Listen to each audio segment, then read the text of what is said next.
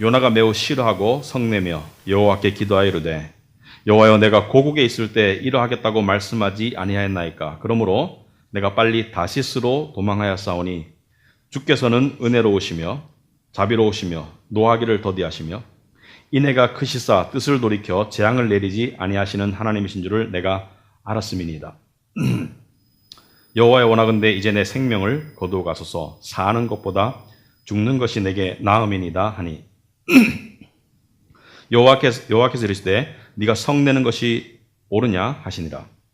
요나가 성읍에서 나가서 그 성읍 동쪽에 앉아 거기서 자기를 위하여 초막을 짓고 그 성읍에 무슨 일이 일어나는가를 보려고 그 그늘 아래에 앉았더라. 하나님 여호와께서 박넝쿨을 예비하사 요나를 가리게 하셨으니 이는 그의 머리를 위하여 그늘이 지게 하며 그의 괴로움을 면하게 하려 하심이었더라.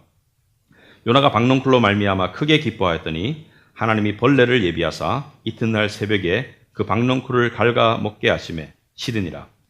해가 뜰 때 하나님이 뜨거운 동풍을 예비하셨고 해는 요나의 머리에 쪼임에 요나가 혼미하여 스스로 죽기를 구하여 이르되 사는 것보다 죽는 것이 내게 나으니이다 하니라. 하나님이 요나에게 이르시되 네가 이 박넝쿨로 말미암아 성내는 것이 어찌 옳으냐 하시니 그가 대답하되 내가 성내어 죽기까지 할지라도 옳으니이다 하니라. 여호와께서 이르시되 내가 수고도 아니하였고 재배도 아니하였고 하룻밤에 났다가 하룻밤에 말라버린 이 박넝쿨을 아꼈거든. 하물며 이 큰 성읍 니느웨에는 좌우를 분별하지 못하는 자가 12만여 명이요 가축도 많이 있나니 내가 어찌 아끼지 아니하겠느냐 하시니라. 아멘. 앉으시기 바랍니다. 우리 말씀의 조명을 위해서 기도 한번 하겠습니다. 하나님 아버지 감사합니다. 저희들에게 또 주일날 이렇게 모여서 함께 하나님을 예배할 수 있는 귀한 시간을 주심을 감사합니다. 예배 모든 순서가 중요하지만 역시 예배의 핵심은 하나님의 말씀이 우리에게 주어지는 시간이라고 생각합니다. 하나님 아버지, 인간이 설교하지만 인간이 하나님의 뜻을 전할 수 없습니다. 오직 성령께서 역사하셔서 우리들의 마음을 주장하여 주시옵시고 특별히 이 자리에 앉아있는 한 영혼 한 영혼 성령께서 간섭하시고 그 마음을 주장하셔서 하나님께서 예비하신 은혜를 꼭 받을 수 있도록 인도하여 주시옵소서. 예수님 이름으로 기도합나이다. 아멘. 여러분, 그 성경에 요나서만큼 이상한 책이 있겠습니까? 여러분 읽어보면 다른 책들과 너무 내용이 다르죠. 1장도 이상했어요. 사실 왜냐하면 하나님이 니느웨로 가라고 했는데 동쪽으로 가라고 했는데 서쪽으로 도망가는 선지자가 있습니까? 그런데 하나님께서 바다에 빠뜨리고 물고기 뱃속에 집어넣고 그리고 요나를 정신 차리게 해서 니느웨로 가서 하루 동안 하나님께서 전하라고 하는 경고의 메시지, 너희들이 악을 돌이키지 않으면 너희들의 악 때문에 40일 뒤에 내가 재앙을 내릴 것이다. 그 경고의 메시지를 전했는데 놀랍게도 니느웨 사람들이, 그 악독한 사람들이, 그 음란한 사람들이 하나님의 경고의 메시지를 듣고 왕부터 백성까지 다 회개하고 그 회개의 결과 하나님께서 그 노여움을 내리시겠다는 재앙을 내리지 않는 걸로 3장 마지막이 끝납니다. 사실 일반적으로 말하면 거기서 끝났으면 그냥 깔끔한 마무리가 되겠죠. 하나님께서 선지자를 보냈는데 그 선지자의 메시지를 듣고 백성들이 회개하고 하나님께서는 벌을 내리지 아니하시고 은혜를 베푸셨더라. 그래서 한 줄을 더 붙이자면은 이 일로 말미암아 하나님이 크게 기뻐하셨더라. 이러면 좋겠죠. 이 일로 말미암아 요나도 하나님과 함께 기뻐하였더라. 이렇게 하면은 깔끔하고 일반적인 마무리가 되겠으나 4장이 있습니다. 공교롭게도 4장을 보면은 사실 굉장히 경악스럽습니다. 하나님께 꼿꼿하게 따지는 선지자 요나, 그 요나를 설득하시는 하나님, 그리고 하나님께서 네가 그렇게 하는 게 옳으냐라고 이야기함에도 불구하고 내가 죽어도 옳다고 말하면서 죽음을 불사하는 선지자. 여러분, 여기서 우리는 다른 많은 요나의 잘못된 점들이 있지만 하나는 본받아야 됩니다. 첫째는 하나님 앞에 솔직할 수 있다. 그래도 안 맞아 죽는다. 요나는 천국 갔을까요? 지옥 갔을까요? 요나는 천국에 있습니다. 왜? 예수님께서 요나가 나의 표상이라고 말했기 때문에. 여러분, 하나님께 이렇게 자기의 솔직한 속내를 털어놓고 이렇게 고집센 결과 평강의 삶을 누리지 못했고 은혜의 삶을 누리지는 못했지만 요나는 여전히 천국에 가 있습니다. 왜? 하나님의 한번 택하심은 절대로 취소할 수 없기 때문에. 그러나 그것이 오늘 말씀의 핵심은 아니고요. 오늘 두 가지 관점에서 오늘 말씀을 볼 것입니다. 첫째, 요나는 왜 열받았나? 요나는 왜 화가 극도로 났는가? 둘째로, 사람은 변할 수 있는가? 여러분, 요나의 이야기가 5장이 없기 때문에 요나가 죽기까지 안 변했는지 모르겠지만 지금 봐서는 안 변했을 것 같아요. 하나님께서 그토록 요나에게 변화를 주문하시지만 요나는 안 변했습니다. 그 결과 요나는 극심한 감정의 소용돌이를 살아가는, 불행한 인생을 살아가는 그런 인생을 살았지만, 요나는 내가 비록 불행할지라도, 내가 비록 죽을지라도 내 고집을 꺾지 않으리라는 자기 자신의 주체적인 믿음을 가지고 하나님을 순종하지 않고 살았습니다. 그래서 니느웨가 회개했음에도 불구하고 4장 1절은 이렇게 시작합니다. 요나가 매우 싫어하고 성냈다. 무엇을 매우 싫어했습니까? 니느웨 사람들이 회개한 것이 싫고, 더 나아가서 하나님께서 니느웨 사람들을 죽이지 않고 벌하지 않고 용서하신 은혜를 싫어했어요. 그렇다면 요나는 왜 화가 났습니까? 요나가 화가 난 이유는 2절 중반에 나와 있습니다. 요나가 왜 화가 났습니까? 주께서는, 잘 들어보세요. 이게 요나가 화가 난 이유예요. 주께서는 은혜로우시며 자비로우시며 노하기를 더디하시며 인애가 크시사 뜻을 돌이켜 재앙을 내리지 아니하시는 하나님이신 줄을 내가 알았음이니이다. 이게 사람이 화낼 이유가 됩니까? 그것도 선지자가? 하나님이 자비로우셔서, 하나님이 은혜로우시고 자비로우셔서 노하기를 더디하셔서 이게 화를 낼 이유가 됩니까? 여기서 우리는 분명한 사실 하나를 할 수 있는데요. 인간은 믿는 사람도 하나님의 은혜 때문에 화가 날 수 있어요. 하나님의 징벌이 아니라 하나님의 은혜 때문에 화가 날 수 있습니다. 실제로 우리도 요나처럼 하나님의 은혜 때문에 하나님을 원망하고 화가 나고 하나님과의 관계를 단절할 때가 있어요. 하나님의 은혜 때문에. 왜 그렇습니까? 왜냐하면 자기의 종교적, 도덕적, 어떤 개인적 확신이 너무 강하면, 예를 들어서 나는 우월감을 가진 사람, 나보다 못한 대접을 받아야 되는 사람에게 좋은 일이 생겼을 때 그것을 받아들이기가 상당히 어렵습니다. 저 사람에게 벌이 내려져야 되는데, 또는 나하고 비슷한 처지에 있는 사람이 있는데, 내가 원하고 그 사람이 원하는 게 비슷한데 나에게는 안 주어지고 그 사람에게 주어졌을 때, 하나님의 은혜가 그 사람에게 임했을 때 우리는 분노하고 섭섭해할 수 있습니다. 물론 옳은 건 아니에요. 그런데 그 이유가 무엇인가? 그 이유는 그 마음속에 하나님의 은혜가 자리 잡지 못하고 있기 때문입니다. 그리고 하나님의 은혜에 대한 주관적인 확신이 너무 강하기 때문이에요. 여러분, 오늘 본문을 자세히 잘 보시면요, 하나님은 요나에게 은혜롭게 대하지 않는 게 아닙니다. 여전히 요나가 불순종하고 반항하고, 그리고 요나가 마음이 변하지 않고 여전히 냉랭하고 딱딱하지만 하나님은 요나를 바다에 빠뜨리시고 요나를 물고기 뱃속에 가두시고, 요나가 지금 이야기로 박넝쿨을 통해서 하나님께서 요나에게 어려움을 허락하시지만 이 모든 하나님의 의도는 무엇입니까? 바로 요나가 하나님의 은혜를 깨닫고 그 은혜로 인해서 내면이 변화되어서 평강한 삶을 살 수 있도록 도와주시려는, 하나님은 여전히 요나를 향해서 은혜를 베푸시는 거예요. 그런데 요나는 여전히 그것을 거부합니다. 왜? 자기 생각이 너무 강해요. 요나는 종교인입니다. 요나는 구원받았지만 종교인이에요. 무슨 말이냐면은 요나는 의로운 사람이 복받아야 돼. 의로운 사람에게 하나님의 은혜가 주어져야 돼. 자격 있는 사람에게 하나님의 은혜가 주어져야 돼. 니느웨 사람들은 하나님의 은혜를 받을 자격이 없어. 이게 요나의 생각이에요, 근본적인. 그러나 요나는 하나님의 은혜를 이해 못하는 것이죠. 여러분, 자격 있는 자에게 은혜가 베풀어진다면 은혜 받을 사람이 있습니까? 없습니까? 은혜 받을 사람이 아무도 없습니다. 그래서 하나님께서는 은혜를 어떻게 베푸십니까? 로마서 9장 15절에 오시면 하나님께서 내가 긍휼히 여길 자를 긍휼히 여기고 불쌍히 여길 자를 불쌍히 여기리라 하셨으니, 그런즉 원하는 자로 말미암음도 아니요 다른 박질하는 자로 말미암음도 아니요 오직 긍휼히 여기시는 하나님으로 말미암음이니라. 기독교의 아주 중요한 진리이죠. 다른 박질한다는 것은 뭐예요? 하나님의 은혜를 얻기 위해서 노력하는 사람, 그런다고 주어지는 게 아닙니다. 은혜는 내 노력으로 얻을 수 있는 것이 아니에요. 오직 하나님께서 주셔야 돼요. 요나는 이 기독교의 핵심 진리의 기본을 깨닫지 못하고 있는 거예요. 여러분 중에 누구라도 내가 교회에 나오게 된 것은 내가 예수 믿게 된 것은 내가 이런 자격이 있기 때문이야 라고 생각하고 있다면 그건 착각입니다. 여러분이 예수 믿게 되고 여러분이 교회 나오게 된 것은 오직 하나님의 은혜가 여러분에게 주어졌기 때문이지 여러분이 뭔가 자격이 있어서 나온 게 아니에요. 또 두 번째로 요나는 인간입니다. 인간의 본성에 충실한 인간입니다. 무슨 말이냐면은 성경 말씀 중에 참 듣기는 그럴듯한데 지키기가 어려운 말씀이 여러 개 있죠. 그 중에 하나가 저는 로마서 12장 15절이라고 생각합니다. 여러분 주보에 나와 있는데요. 로마서 12장 15절에 이런 말씀이 있습니다. 즐거워하는 자들과 함께 즐거워하고 우는 자들과 함께 울라. 얼핏 듣기에는 그럴듯하고 얼핏 듣기에는 쉬울 것 같아요. 즐거워하는 자들과 함께 즐거워하고 우는 자들과 함께 울어라.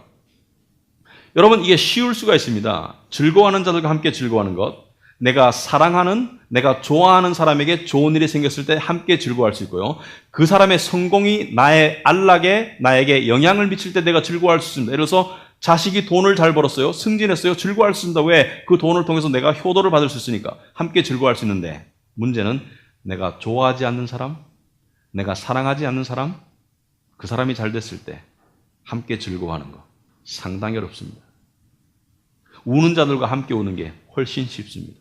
남의 불행을 보고 함께 울어주는 것보다 훨씬 어려운 것은 특별히 내가 좋아하지 않는 사람이나 내가 싫어하는 사람이 잘 됐을 때 또는 나랑 비슷한 처지의 사람에게 내가 원하는 것이 그 사람에게만 주어져서 그 사람이 기뻐할 때 함께 즐거워하는 것은 상당히 어렵습니다. 요나는 니느웨 사람들과 함께 즐거워하지 않았습니다. 요나는 니느웨 사람의 즐거움 때문에 슬펐어요. 요나는 니느웨 사람들이 슬펐으면 즐거웠을 거예요. 요나는 인간 본성에 아주 충실한 사람이었어요. 요나는 하나님께서 자기 생각과 자기 기준과 자기 바램대로 움직여줬어야 된다고 생각했어요. 하나님은 그렇지 않습니다. 여러분 우리가 신앙생활 하면서요. 나는 신앙생활 하는데 의문이 없어. 이 사람은 신앙생활 하는 사람이 아닙니다. 신앙생활은 수많은 의문과 수많은 어떤 의심이 들어요. 그래서 성경 말씀과 이 가르침이 좋은 것은 의심과 의문을 풀어나가는 것이기 때문에 좋은 것이죠. 여러분 우리에게 드는 여러 가지 의문 중에 가장 대표적인 것 첫 번째가 이것입니다. 여러분 예수 믿고 나면은요 처음에 너무 은혜가 감사하다가 조금 지나고 나면은 이런 생각이 반드시 듭니다. 이래도 하나님이 나를 받아주실까? 이래도 하나님이 나를 여전히 사랑하실까?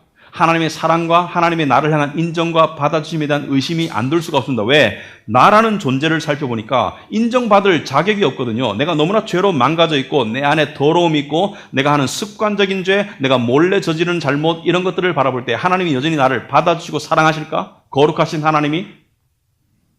상당히 좋은 의문이고 상당히 힘든 의문입니다.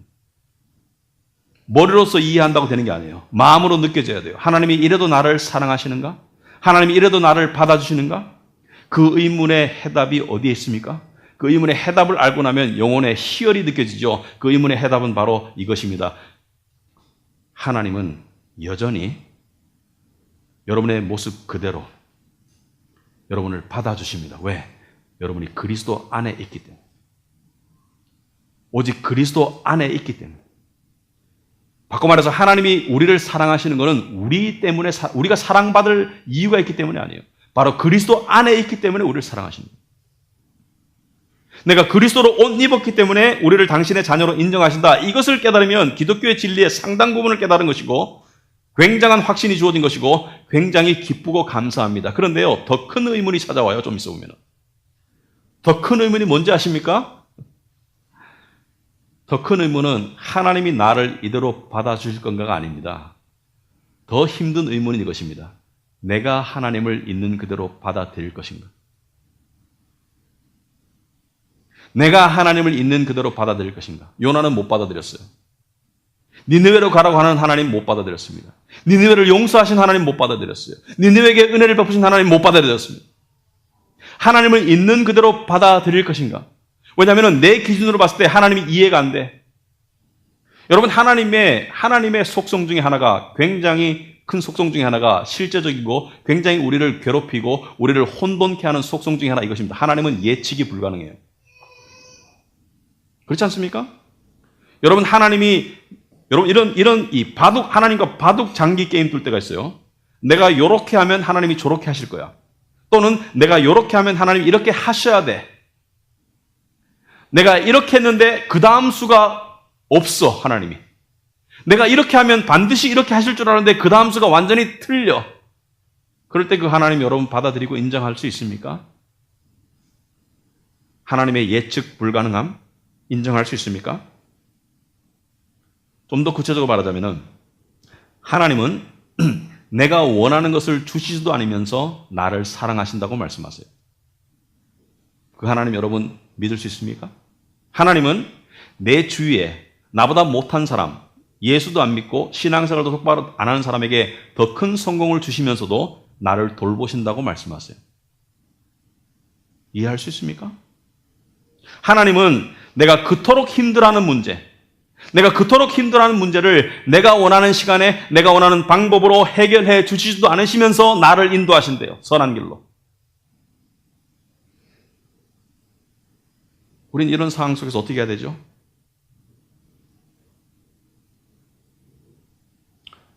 세상을 살다 보면요, 혁신으로만 안 될 때가 있습니다.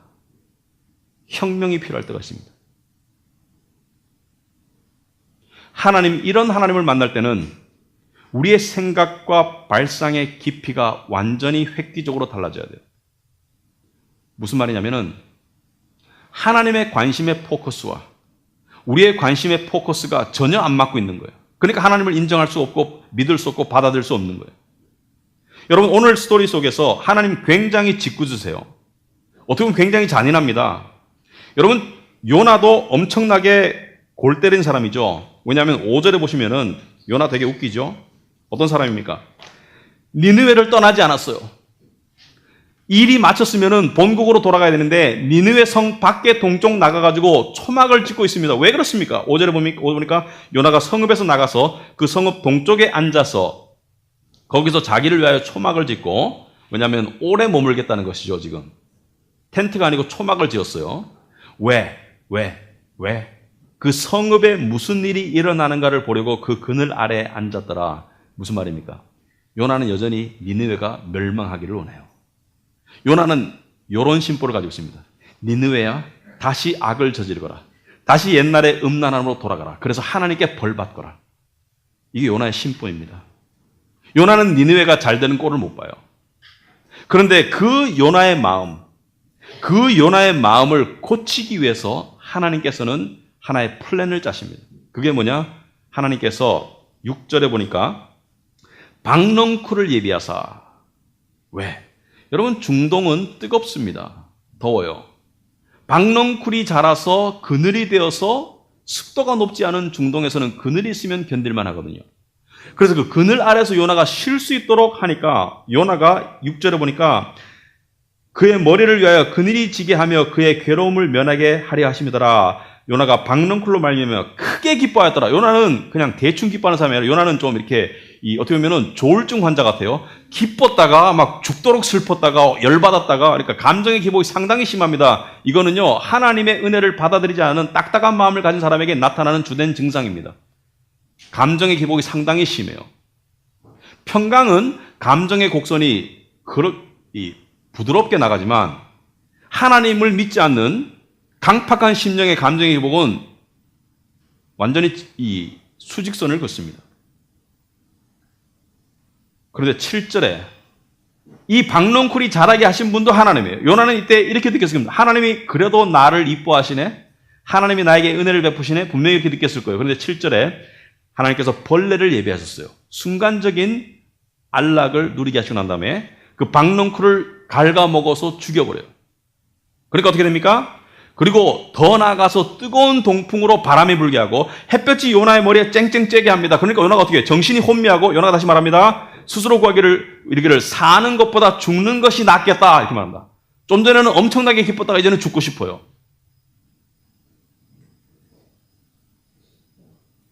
하나님이 질문합니다. 9절이 핵심이에요. 요나에게 질문합니다. 요나에게 네가 이 박넝쿨로 말미암아 성내는 것이 옳으냐? 무슨 말입니까? 아니 박넝쿨이 멸망했다고 성날 정도면은 니느웨에 좌우를 분별하지 못하는, 무슨 말이냐면 지식이 없어서 멸망하는 12만여 명의 영혼이 있는데, 내가 만든 영혼인데 그 영혼이 멸망하는 게 내가 기쁘겠냐? 논리적인 질문이죠. 아니, 박넝쿨 하나 가지고 그토록 열받는다면은 내가 이 12만여 명을 내가 아껴야 되지 않겠냐? 이들을 불쌍히 여겨야 되지 않겠냐? 하나님께서 은혜의 마음을 전달하는데, 이 당연한 하나님의 논리에 대해서 요나는 이렇게 말합니다. 내가 성내어 죽기까지 할지라도 옳으니이다. 이러고 이빨을 부득부득 깔면서 내가 옳습니다, 하나님. 여러분, 그럴 때 있습니까? 없습니까? 하나님의 분명한 말씀이 성경에 들려요. 뭐예요? 책 딱 덮고 안 봐.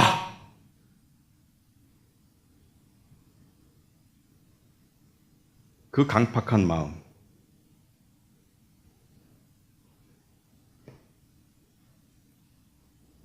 그 강팍한 마음을 하나님이 아세요.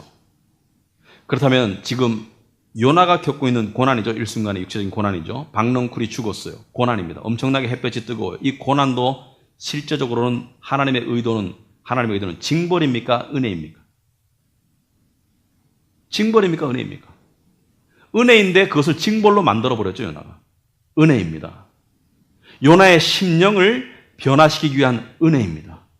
요나가 그 강팍함에서 돌이켜서 하나님의 은혜를 받아들이고 니느웨를 향한 하나님의 동일한 마음을 품었다면, 요나의 마음이 변화되었다면, 요나의 마음이 달라졌다면, 요나는 평강 가운데 곡으로 돌아가서 평생을 그래도 감사함 가운데, 뿌듯함 가운데, 나를 통해서 니느웨에게 은혜가 줬다는 그 감사함 가운데 살을 수 있었는데,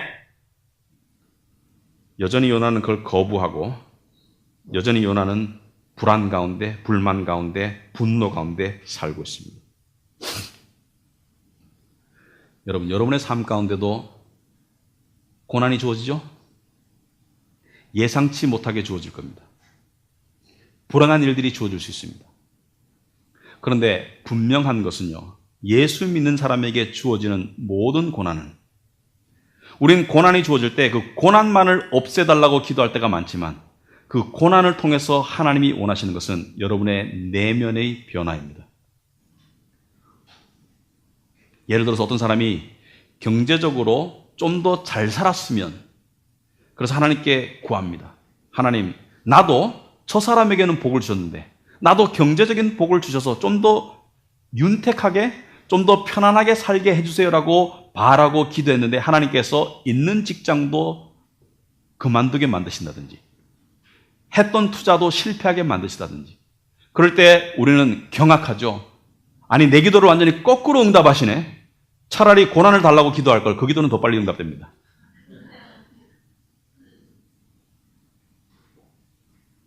왜 그렇습니까? 왜냐하면 그 내면에 하나님보다 돈을 더 의지하는 그 마음을, 그래서 평강이 없고 욕심과 불안과 초조 가운데 지내고 있는 그 마음에 평강을 주기 위해서 하나님께서는 돈을 향한, 물질을 향한 그 인생의 수도관을 끊어놓는 거예요. 왜? 그것이 하나님께로 꽂혀지게 하기 위해서. 그러므로 내 인생에 우리의 잘못으로 불행이 올 수 있습니다. 지금 요나에게 박넝쿨 사건이 왜 났습니까? 박넝쿨 사건이 난 것은 요나가 니느웨 사람들을 향한 못된 마음을 먹었기 때문에 그 결과 박넝쿨 사건이 생긴 거예요. 맞습니다. 고난이 우리의 잘못 때문에 올 수 있습니다. 하지만 여전히 하나님이 내리시는 고난 가운데 여전히 다음 기회는 있습니다. 여러분이 그것을 통해서 깨달으면 돼요. 비록 내 잘못 때문에 고난이 왔다손 치더라도 그 속에서 하나님의 뜻을 깨달으면 돼요.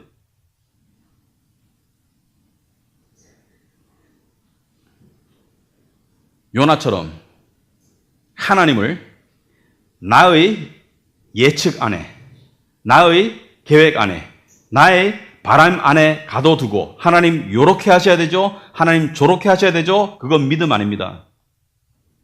우리는 믿음을 오해해요. 여러분 그렇게 많이 배웠어요. 사실 믿음은 사람들이 가장 불편해하는 게 뭐죠? 가장 불편해하는 것이 이것입니다. 지금의 불편함, 미래의 불확실함. 그죠? 지금의 불편함, 미래의 불확실함, 그것을 확실하게 바꾸어가는 것을 믿음이라고 생각했어요. 그래서 이렇게 가르칩니다. 구체적인 비전을 가져.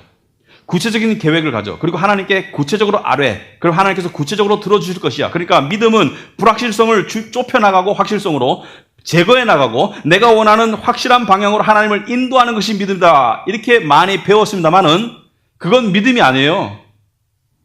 그건 엄청난 불신앙입니다.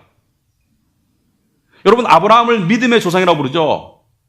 왜 그렇습니까? 아브라함이 불확실성 속에서 확실한 비전을 가지고 그것을 하나님께 주문하고 그렇게 확실성으로 나아가서 그걸 믿음이라고 그랬습니까? 아니죠. 여러분, 히브리서 11장 8절 보면 이렇게 나와 있습니다. 믿음으로 아브라함은 부르심을 받았을 때 순종하여 장래 유업으로 받을 땅에 나아갈새. 그 다음 말이 중요합니다. 갈 바를 알지 못하고 나아갔어요. 어디로 가는지 몰랐지만 나아갔어요. 왜? 하나님이 가라고 하니까. 그게 믿음입니다. 그러므로 믿음은 세상의 불확실성을 인정하는 가운데 하나님이 어떤 일이 일어나도록 하실 수 있어요. 불확실성을 인정하는 가운데 하나님이 함께 하신다는 그 확실성만 믿고 나아가는 게 믿음이에요. 그러므로 결론적으로 말해서 믿음의 정의는 믿음은 결코 하나님이 나를 어디로 인도하는지를 미리 아는 것이 아니라 단지 나를 인도하시는 그분을 내가 믿고 따라가는 게 믿음입니다. 다시 말하겠습니다. 하나님이 나를 어디로 인도하는지를 미리 알려주는 것이 아니라 단지 나를 인도하시는 그분을 내가 알고 믿고 따라가는 것이 믿음이에요. 이게 믿음이라면은 믿음은 포커스가 하나님께로 가야 됩니다. 특별히 나에게 주어진 힘든 상황, 수치스러운 상황, 견디기 어려운 불행, 이 속에서 물론 그 일이 내 잘못 때문에 이루어졌다손 치더라도 하나님은 여전히 은혜를 베푸시기 원하시는 분이기 때문에 이 상황 속에서 하나님이 무엇을 하시는가를 살펴보아야 합니다. 대부분의 경우 고난과 불행은 하나님이 우리 내면의 병을 고치기 위한 수술의 칼입니다. 여러분, 병원에 가서 의사가 수술할 때 칼로 여러분의 이 환부에 들어가기 위해서 내 장기에 병이 걸렸다면 내 배를 째야 됩니다. 배가 아픈 게 아니에요. 배를 째야지 환부에 들어갈 수 있어요. 그 배를 짤 때 아프죠. 물론 마취하니까 안 아플 수 있지만 마취 깨면 아프죠. 우리에게 주어지는 고난은 우리의 변화되어야 될 내면을 향한 하나님의 수술의 칼입니다. 아까 요나에게 일어난 박넝쿨은 그 고난은 요나의 변하지 않는 내면의 심령으로 들어가기 위한 하나님의 수술의 칼이에요. 요나가 바다에 빠진 것, 물고기 뱃속에 갇힌 것, 박넝쿨 사건, 이 모두가 하나님께서 요나의 내면을 변화시키기 위한 수술의 칼인데 요나는 어떻게 반응했습니까? 그 아픔만을 쳐다봤어요. 그 고난만을 쳐다봤습니다. 그래서 화내고 불만하고 심지어 죽겠다고 했어요. 때로는 사람들은 자기 연민에 빠지죠. 자기 연민이 무엇이죠? 자기 연민은 사실 어떻게 보면 나쁜 거 아닌 것 같아요. 자기 스스로를 스스로가 위로하고 불쌍하게 여기면서 그것을 즐기는 거예요. 너 불쌍한 사람이야, 쯧쯧쯧. 그러면서 자기 영혼을 달래는 듯이 보이지만 자기 연민은, 기독교인에게 자기 연민은 이것입니다. 하나님, 당신이 어떻게 하더라도 나는 변하지 않을 거예요.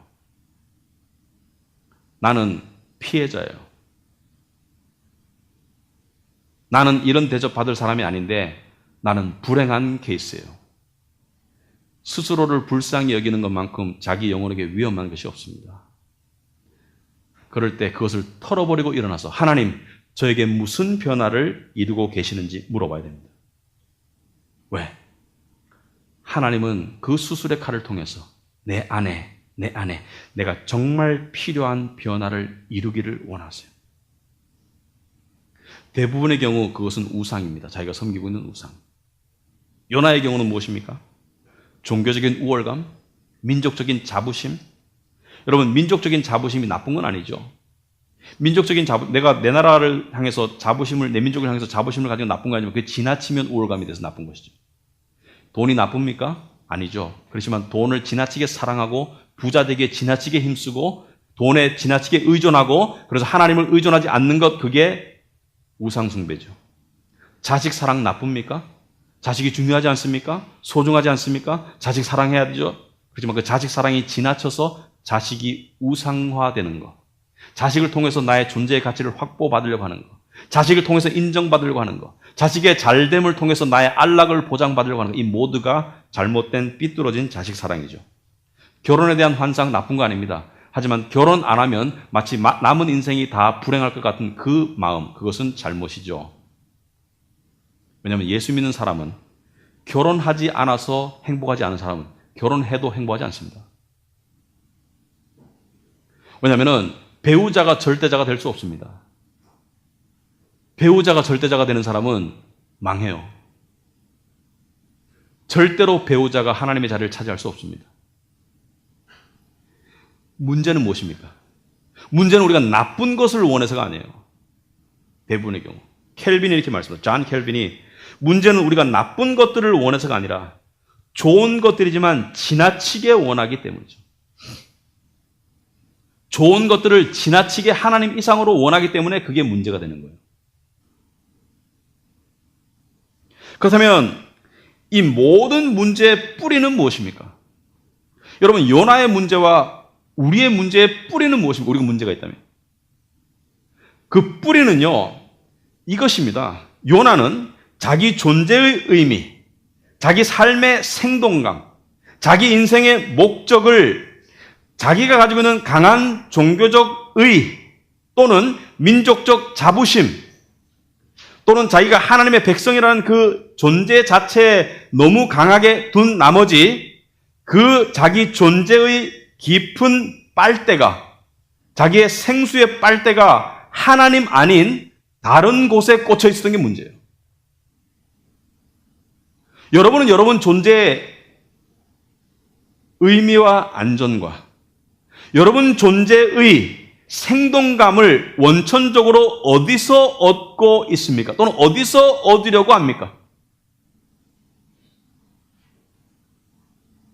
그게 아무리 좋은 것이라도 하나님 아닌 곳에 내 존재의 원천의 빨대가 꽂혀 있으면, 취수원이 거기면 여러분은 증상을 겪게 됩니다. 무슨 말이냐면은 아프리카에 많은 사람들이 질병에 걸려서 일찍 죽어요. 몸에 부스럼이 나고 소화기관에 이상이 생기고 여러 가지 다양한 질병이 생깁니다. 영양실조도 문제지만 더 큰 문제는 무엇입니까? 바로 마시는 물. 아프리카에 왜 우물, 파주기 운동을 합니까? 왜냐하면 흙탕물, 오염된 물, 꾸정물, 마시는 물이 혼탁하기 때문에 살아도 정신이 혼탁하고 살아도 생기가 없어요. 그러다 죽어요, 일찍. 우리가 믿는 자로서, 사람으로서 우리 존재의 가장 원천수에 해당하는 것을 향한 우리 영혼의 빨대가, 우리 생명의 빨대가 하나님이 아니고 다른 세상 어떤 것에 꽂혀 있으면 우리는 꾸정물을 마시게 되고 세상에 혼탁한 물을 마시게 되고 그게 증상으로 나타납니다. 불안과 화남과 우울과 초조와 여러 가지 평강 아닌 증상으로 나타나게 되어 있어요.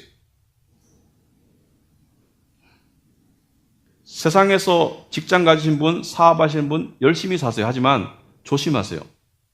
항상 하나님이 우선시 되도록. 여러분, 직장에서 나 이 직장 와서 너무 기분 좋고 너무 자랑스럽고 그 직장이 너무 좋으면 문제가 반드시 생길 겁니다. 사람 사이에 문제가 생긴다든지 그 직장이 힘들어진다든지 문제가 생길 겁니다. 그건 뭡니까? 하나님이 허락하신 고난이에요. 무엇을 깨달으라고? 네가 지금 네 원천의 빨대가 직장에 꽂혀 있어, 이놈아.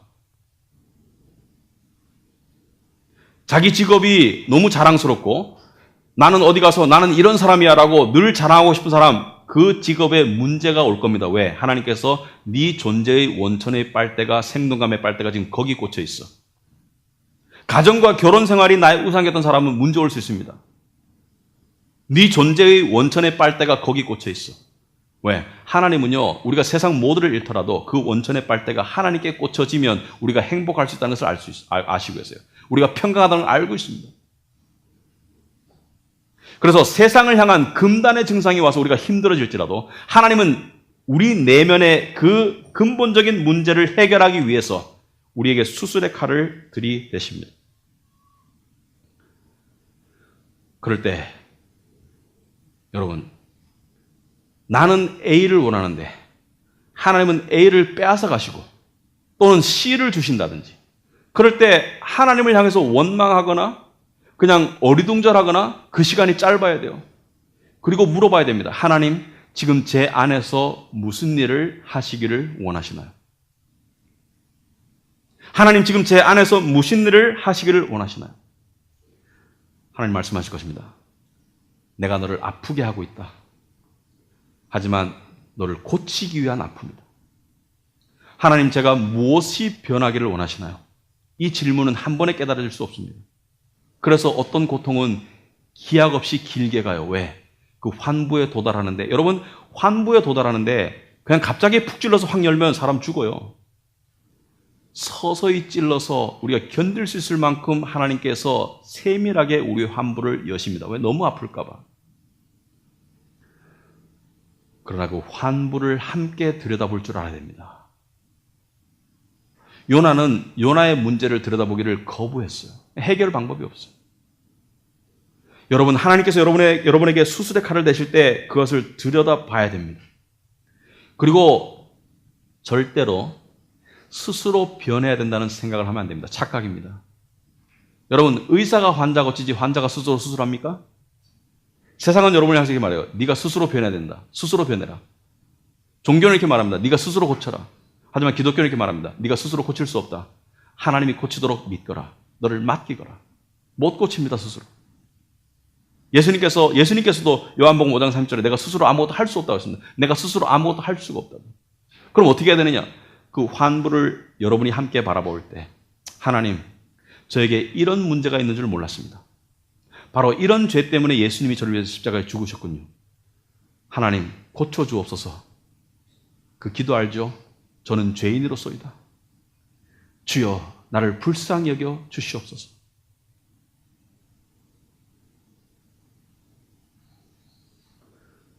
여러분, 양입니까? 목자입니까?